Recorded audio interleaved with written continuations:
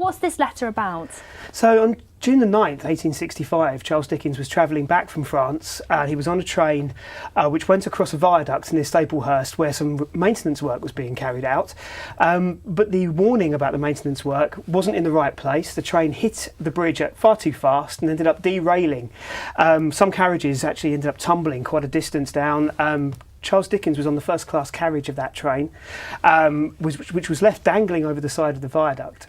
At the time, he helped people from inside that carriage out to safety, and he then later wrote about it, sometimes in public, saying about he had been through a life or death experience, but what he hid really was the traumatic experience that was, and now what's come to light is a letter which explains just how much that affected him, that he couldn't travel on trains anymore, that he was severely traumatised, and in fact, as people are saying now, that he would have been diagnosed with post-traumatic stress disorder if that happened today.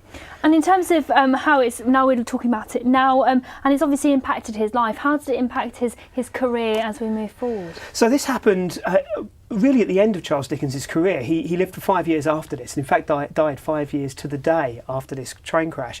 But it did actually affect what he wrote afterwards. So a year later, he wrote a short story called The Signalman, which was about someone who was visited by a ghost who could foresee train crashes, and it's very easy to see how he was haunted by the experience of being involved in this crash.